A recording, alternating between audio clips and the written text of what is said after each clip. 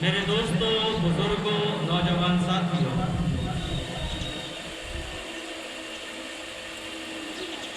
گزشتہ 2 جمعوں سے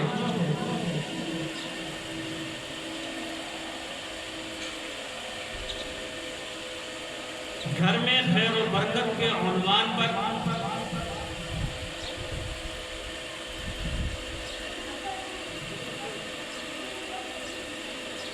آپ کے سامنے اپنے خیالات کا اظہار ہوا تھا۔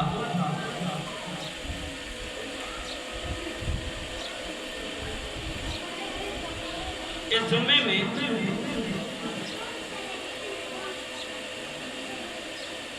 میں نے آپ حضرات کے سامنے یہ بتانا ہے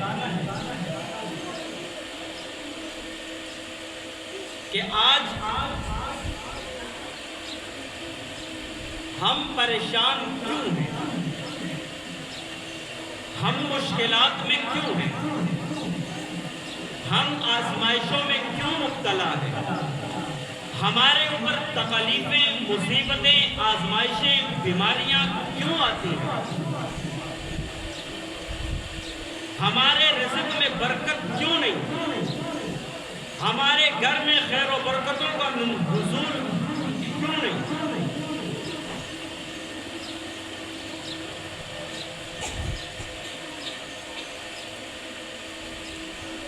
ایک جماعت ہے جو کہ پوری دنیا میں کام کر رہی ہے، لوگوں کو نیکی کی دعوت دیتی ہے اور برائی سے روکنے کا حکم دیتی ہے۔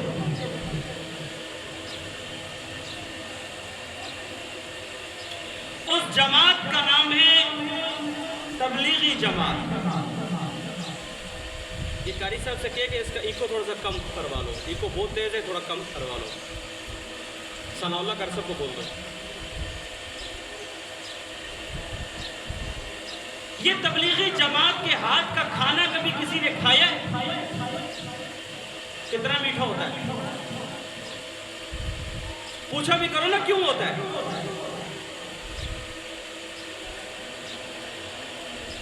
وجہ یہ ہے کہ جو بھی آدمی چمچہ لگانے بیٹھتا ہے نا کھانا پکاتے وقت، بسم اللہ پڑھتا ہے، بسم اللہ، قسم کا خدا ڈیرا مزیدار، پیچھے دوسرا آتا ہے بسم اللہ، تیسرا آتا ہے بسم اللہ، وہی دال، وہی آٹا، وہی چاول ہم دکان سے لیتے ہیں، ہمارے گھر والے بناتے ہیں، وہ ذائقہ نہیں جو ان کے ہاتھ میں ہے۔ پوچھا بھی کرو کیوں ہوتا ہے؟ وجہ اور کوئی نہیں ہے، وجہ صرف یہ ہے کہ ہر عمل پہ وہ بسم اللہ۔ آج ہمارے گھروں میں وہ چیز نہیں رہی، صفائی ستھرائی کا خیال نہیں رہا، حلال حرام کی تمیز نہیں رہی۔ نوجوان طبقہ اٹھتا ہے، فرنٹیئر کے بڑے ہوٹل میں جاتا ہے، بکرا لٹکا ہوتا ہے 6 فٹ کا، اور لوگ ہوٹل والے یہ سمجھتے ہیں کہ یہ جو پارٹی آئی ہے نا یہ آج پورا بکرا ختم کر دے گی، لیکن یہ خان صاحب جب وہاں جا کر پہنچتا ہے تو ویٹر ٹیبل میں جب آتا ہے ان سے آرڈر لینے کے لیے، شیف کیا کھائیں گے؟ یہ کہتے ہیں بکرا ہے، وہ لٹکا ہوا ہے۔ کیا کھاؤ گے؟ وہ ایک ایک بکرے کے جسم کے ایک ایک اعضاء کا نام لے کر پکارتا ہے، یہ کھاؤ گے، یہ کھاؤ گے، یہ کھاؤ گے، یہ کھاؤ گے۔ یہ کہتے ہیں نہیں، یہ اس چیز کا نام لیتا ہے کہ میں نے یہ چیز کھانی ہے، یہ اس چیز کا نام لیتا ہے جس چیز کے بارے میں فتویٰ عالمگیری میں یہ بات لکھی ہے کہ حلال جانور میں 7 چیزیں حرام ہیں۔ وہ 7 چیزیں کیا ہیں؟ یہ پھر کبھی انشاءاللہ اس موضوع پر آگے بات کروں گا کہ وہ 7 چیزیں کیا ہیں۔ بس اشارے سے سمجھ لیں، ٹکا ٹک کھاؤں گا بس۔ اب ٹکا ٹک کیا ہے آپ حضرات سمجھ سکتے ہیں، ٹکا ٹک کس کو بولتے ہیں؟ اب یہ خان صاحب ٹکا ٹک کھا کے جب گھر آیا، اب یہ ٹکا ٹک تو ویسے فتح عالمگیری کے مطابق یہ 7 حلال جانور میں یہ جو 7 چیزیں حرام ہیں اس میں یہ بھی ہے، یہ بھی حرام ہے۔ اور یہ ٹکٹک کھا کے گھر آیا، ماں نے پوچھا بیٹا ابھی آئے ہو؟ جی امی ابھی آیا ہوں۔ بیٹے کیا کھا کے آئے ہو؟ اب ماں کو کیا پتا ہے میں کیا کھا کے آیا ہوں؟ ماں کہتی ہے بیٹا ابھی تک تو میں انتظار کر رہی تھی، شاید تھوڑا سا میرے لیے بھی لے کے آ جاتا۔ اب ماں کو کیا پتا ہے، شرم کے مارے آنکھیں جھکاتا ہے، سر کو جھکاتا ہے اور شرم سے کہتا ہے کہ ٹکٹک کھا کے آئے۔ اب جب مجھے آپ یہ بتاؤ کہ جو قوم حرام کھانے پر تل جائے تو اللہ اس کو اپنے دین کے لیے کیسے قبول کرے گا؟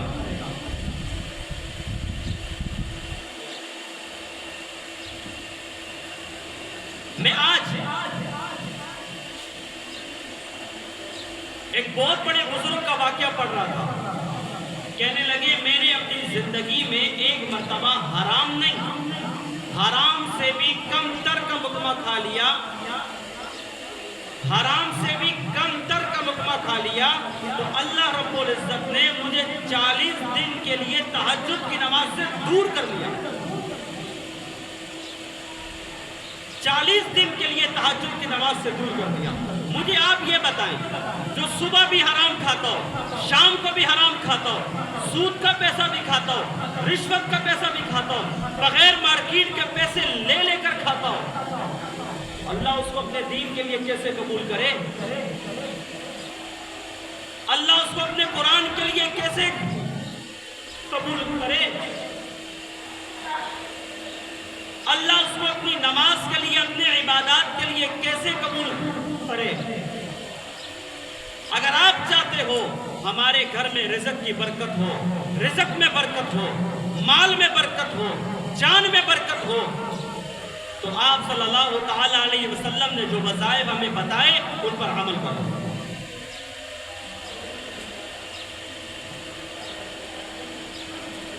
ابو مسلم خولانی رحمۃ اللہ علیہ کے واقعات کے اندر آتا ہے، یہ اللہ صلی اللہ علیہ وسلم کے وہ جلیل القدر صحابی ہیں جنہوں نے آپ صلی اللہ تعالی علیہ وسلم کا زمانہ پایا، مگر آپ صلی اللہ تعالی علیہ وسلم کے چہرے کی دیدار نہیں کر سکے۔ اسود ینسی نے نبوت کا دعویٰ کیا کہ میں وقت کا نبی ہوں، بڑے بڑے لوگوں کو بلاتا اور جبراً اپنی نبوت منواتا۔ ابو مسلم خولانی رحمۃ اللہ علیہ کو جب پکڑ کے لایا گیا تو ان سے پوچھا گیا کہ محمد الرسول اللہ کے بارے میں تیرا کیا خیال ہے؟ تو اس نے کہا وہ اللہ کے آخری نبی ہیں، ان کے بعد کوئی نبی نہیں آئے گا۔ تو فرمایا کہ تم تو کہا کہ آپ میرے بارے میں کیا کہتے ہو؟ فرمایا تم جھوٹا، کذاب، بےایمان، لعنتی، مرتد آدمی ہے، اس سے بڑا ہے، اس سے بڑا اور بھی بہت کچھ ہے مگر نبی نہیں ہے۔ اسد ینسی کو غصہ آیا، اس نے لکڑیاں جمع کی، لکڑیاں جمع کر کے ابو مسلم خولانی اور رحمۃ اللہ علیہ کو کڑایا لگایا گیا، اس میں تیل ڈالا، تیل جب گرم ہوا ابو مسلم خولانی اور رحمۃ اللہ علیہ کو پکڑ کے اس میں ڈال دیا۔ کئی دن تک آگ جلتی رہی، جب آگ بجھ گئی کہا اس کی ہڈیوں کو جمع کر کے پھینک دو۔ جب لوگ اس کڑائی کے قریب گئے تو دیکھا ابو مسلم خولانی اور رحمۃ اللہ علیہ اس کڑائی سے خود زندہ نکل کے باہر آئے۔ یہ معجزہ ظاہر ہوا، زندہ نکل کے باہر آئے۔ اب جب اس نے یہ حرکت دیکھی کہ ابو مسلم خولانی اور رحمۃ اللہ علیہ اتنے دن آگ میں، گرم کڑائی میں، آگ نے اس کو تکلیف نہیں دی، کڑائی نے اس کو نقصان نہیں پہنچایا، تیل نے اس کو جلایا نہیں، اس کا قیمہ نہیں بنایا، تو پریشان ہوا اسد ینسی۔ اس نے کیا کیا؟ سواری دی اور شہر سے نکال دیا۔ اب یہ جب نکلے تو انہوں نے سوچا کہاں جاؤں، تو دل میں خیال آیا کہ مسلمان تو ہو گیا ہوں، چلتا ہوں اپنے نبی کی زیارت کر کے آتا ہوں،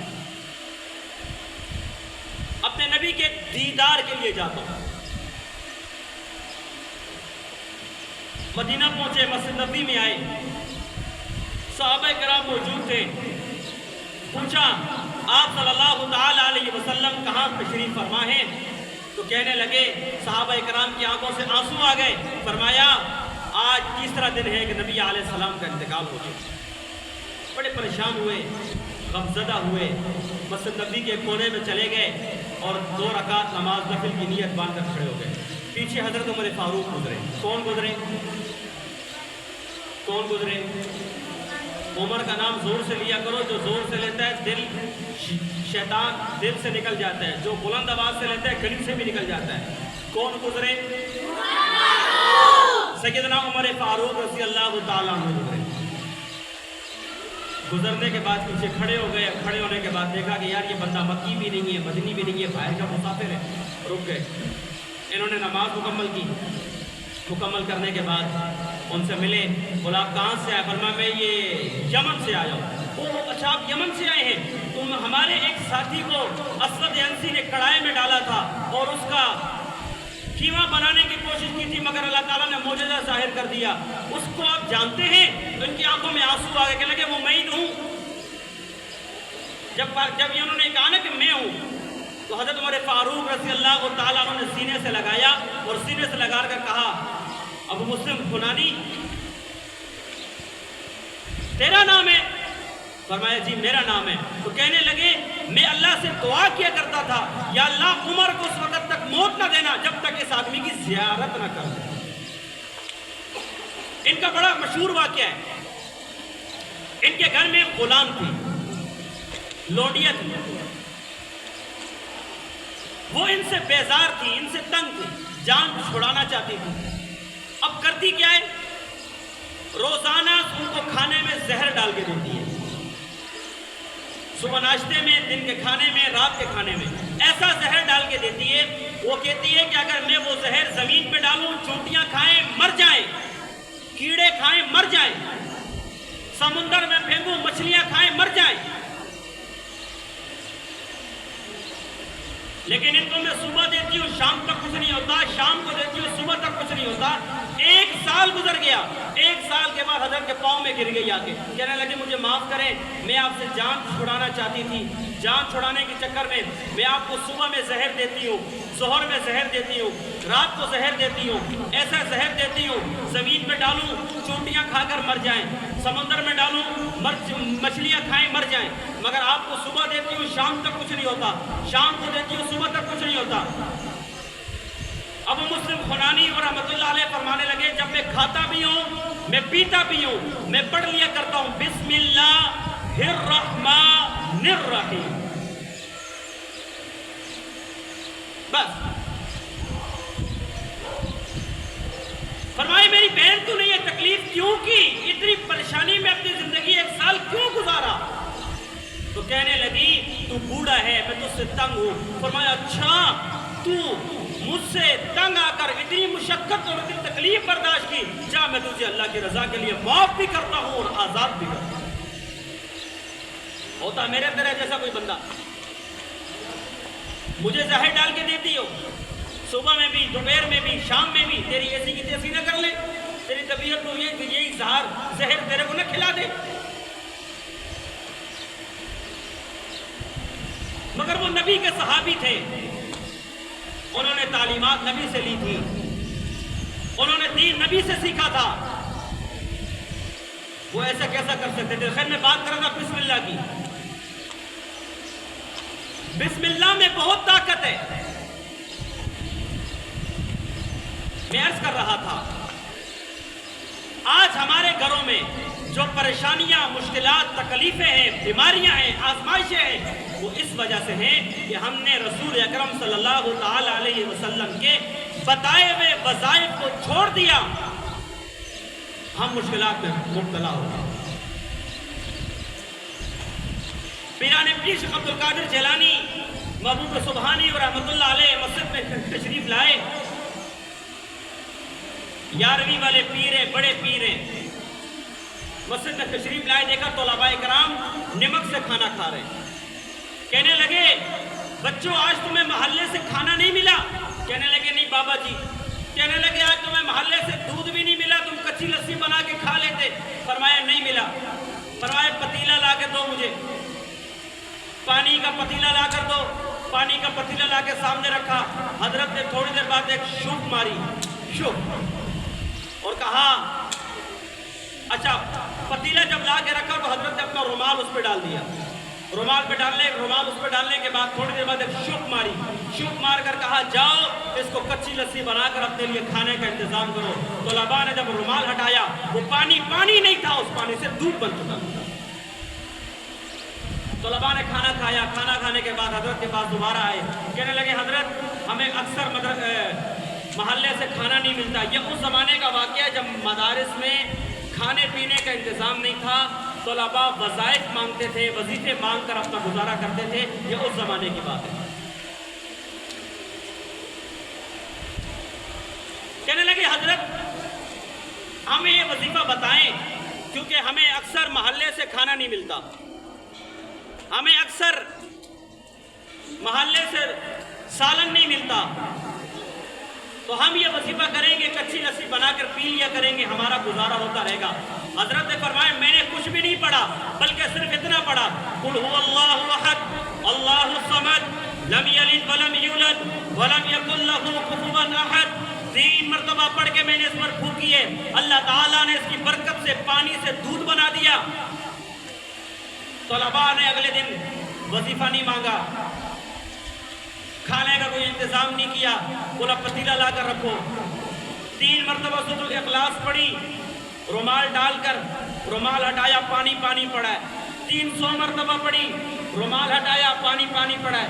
3000 مرتبہ پڑھی, رومال ہٹایا, پانی پڑا ہے. ظہر میں حضرت دوبارہ تشریف لے آئے, کہنے لگے حضرت, طلباء کرام کہنے لگے حضرت آج سورۃ الاخلاص پڑھ کے ہماری تو شک نکل گئی ہے, پانی پڑا ہے. حضرت نے فرمایا طلباء کرام اس کلام میں تاثیر ہے, مگر اس تاثیر کو ظاہر کرنے کے لیے ایسی زبان بھی ہونی چاہیے جس نے پوری زندگی میں ایک حرام کا لقمہ بھی نہ کھایا. کوئی شک نہیں ہے اس کلام میں تاثیر نہیں ہے, خدا کی قسم اس پورے کلام میں تاثیر موجود ہے, مگر اس تاثیر کو ظاہر کرنے کے لیے ایسی زبان بھی ہونی چاہیے جس نے پوری زندگی کے اندر ایک حرام کا لقمہ بھی نہ کھایا.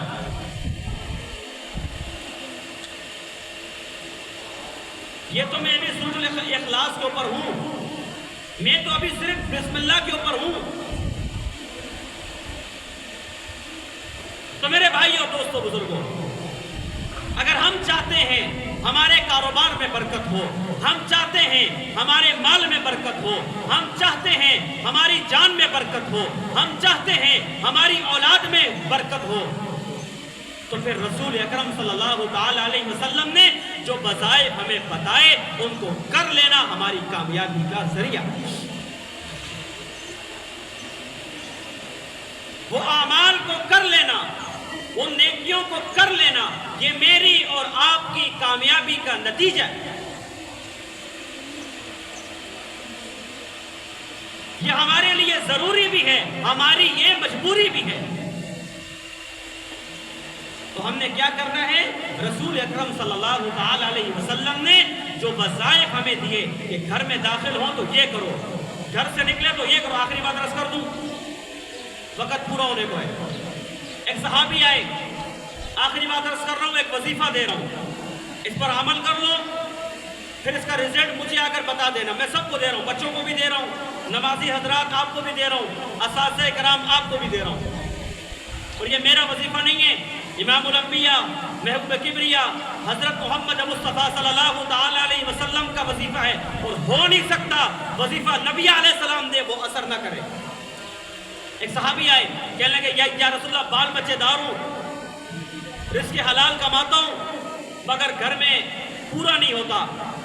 تو آپ صلی اللہ تعالی علیہ وسلم فرمایا گھر میں داخل ہو سلام کیا کرو. آپ میں سے کتنے لوگ ہیں جو گھر پہ سلام کرتے ہیں؟ گھر پہ مجھے ایک آدمی میرے پاس آیا, مجھے کہنے لگا قاری صاحب میرے حالات ٹھیک نہیں, میں نے کہا گھر پہ سلام کیا کرو. بولا میں اپنی بیوی کو سلام کروں. میں نے کہا اللہ کے ولی جب تو سلام نہیں کرے گا تو برکت کہاں سے آئے گی؟ اللہ کے ولی السلام علیکم, اے بیوی تو سلامتی والی ہو جا, ورحمت اللہ, اس پر رحمت ہو, وبرکاتہ, اس پر برکت ہو. جب یہ 3 چیزیں بیوی میں آ جائے جنت کی حور ہو, وہ نہیں ہے. اب جب بغیر سلام کے آپ داخل ہوئے تو بیوی نے کہا گھر میں چینی نہیں ہے، آٹا نہیں ہے، چاول نہیں ہے، بچہ بیمار، میں بیمار، گردے میں درد، دل میں تکلیف۔ تو بیماری اور پریشانی اور مشکلات اور تکلیف تو تب آئی کہ جب آپ نے گھر میں داخل ہوتے وقت سلام ہی نہیں کیا۔ تو سلام کرے، سلام کو عام کرے، گھر میں داخل ہو سلام کیا کرے۔ اس سلام پر بھی انشاءاللہ پھر آگے گفتگو آئے گی کہ صحابہ کرام سلام کیسے کیا کرتے تھے، سلام کو کیسے عام کیا کرتے تھے۔ دوسری بات، گھر میں داخل ہو گئے سلام کیا کرو۔ دوسرا عمل، ایک مرتبہ سورۃ الاخلاص پڑھ دیا کرو وہیں کھڑے کھڑے۔ تیسرا عمل، ایک مرتبہ درود شریف پڑھ دیا کرو۔ صحابی فرماتے ہیں میں نے یہ وظیفہ 1 مہینہ کیا، میرے گھر میں اتنا رزق آیا، اتنا رزق آیا، اتنا رزق آیا، میں نے بوریوں کے منہ کھول دیے۔ میں نے کہا میرے بچوں تم بھی کھاؤ، گلی والوں تم بھی کھاؤ، محلے والوں تم بھی کھاؤ۔